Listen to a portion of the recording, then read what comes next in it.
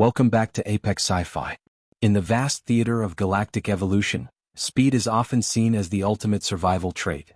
The predators of the stars are almost universally built for the burst. The Krell can move at 60 miles per hour in a short strike. The Shath can blink across a battlefield before a sensor can lock onto them. They are creatures of twitch fibers and explosive energy. They hit with the force of a hurricane, and then they must retreat to shade, to water, and to rest. To them the hunt is a sprint. If the prey survives the first 10 minutes, the predator has lost. But there is a planet in the Sol system where the laws of the hunt were written differently. Earth is not a world of sprinters. It is a world of heat and distance.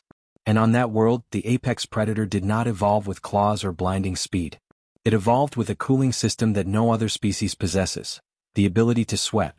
It evolved with a bipedal gait that consumes less energy than any other form of locomotion in the known universe. Humans are not the fastest. We are not the strongest. But we are the only species that simply does not stop. In xenobiology, we are known as persistence hunters.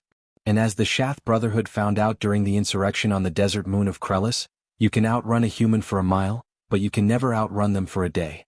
This is the story of the long walk. The Shath Brotherhood were the finest assassins in the sector. They were sleek, four-legged reptiles with a metabolism that allowed them to move faster than the human eye could follow.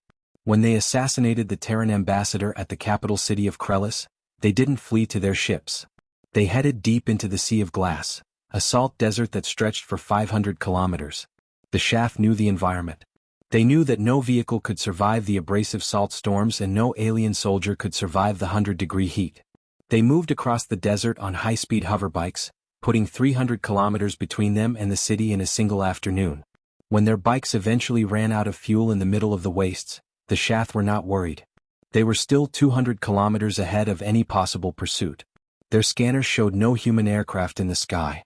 They were safe. They began to move on foot toward their extraction point, moving in quick, rhythmic bursts of speed. They would run for 20 minutes, then rest in the shade of a salt crag for an hour. It was the way they had hunted for millions of years. On the second day, the lead Shath assassin looked back at the horizon. Through his thermal goggles, he saw 4 tiny heat signatures. They were faint, moving slowly across the shimmering salt flats. "It is the humans," his subordinate hissed, flicking his tongue to taste the air. "They have no vehicles. They are walking." The leader laughed. "Let them walk. They are hundreds of kilometers behind. By the time they reach this spot, we will be in another star system. The sun will boil their blood before the day is over." But the humans did not boil. While the Shath sat in the shade, panting and desperate to cool their internal organs, the humans kept moving. They were wearing light, breathable mesh. They were drinking water from pouches and, most importantly, they were sweating. As the moisture evaporated from their skin, it cooled their blood, allowing their muscles to function at a constant, low-level intensity. They were not running. They were just walking. 3 miles per hour. Every hour. Every minute. Day turned to night. The Shath slept, their bodies entering a catatonic state to recover from the day's exertion. But when the leader woke up at dawn and looked back, the 4 heat signatures were closer. They hadn't stopped at night. Using low-light optics and GPS, the humans had walked through the darkness while the predators were forced to rest. The gap had closed from 200 kilometers to 150. On the third day, the heat of Krellis reached its peak. The salt desert became a furnace. The Shath were struggling. Their high metabolism was now their enemy. Their hearts were racing, trying to keep them alive, but they were running out of fuel. They tried to run again to put more distance between them and the shadows on the horizon, but after 5 kilometers, one of the Shath collapsed, his lungs seizing up in the dry air. "They are still coming," the subordinate whispered, his voice a rasp. He pointed to the horizon. The 4 shapes were larger now. They were still walking. That steady, rhythmic, terrifying stride. The Shath leader felt a cold shiver that had nothing to do with the temperature. It was a primitive fear buried deep in his DNA. He realized that the humans weren't trying to catch them. They were waiting for them to die. The humans knew the math. They knew that the Shath had to rest, and they knew that they did not. By the 4th day, the Shath were no longer assassins. They were prey. They had discarded their heavy weapons. They had discarded their armor. They were staggering through the salt, their vision blurring.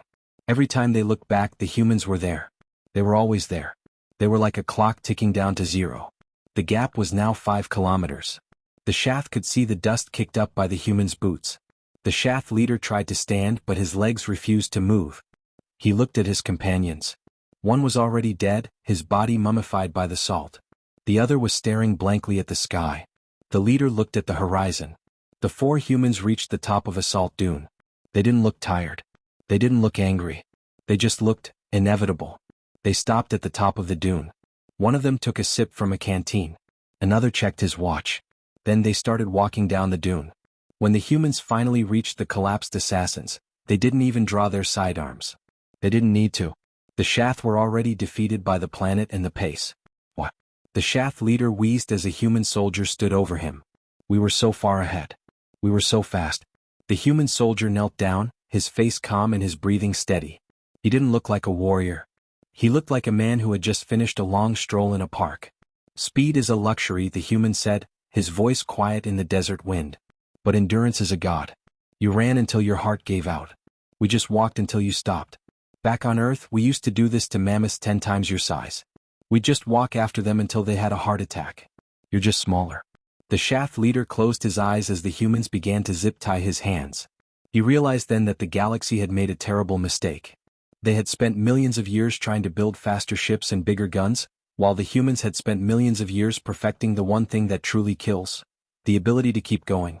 Today, the 1st Pathfinder Division is known by a different name in the alien territories: the Marathoners. They don't use drop pods. They don't use tanks. They just land on the edge of a continent and start walking.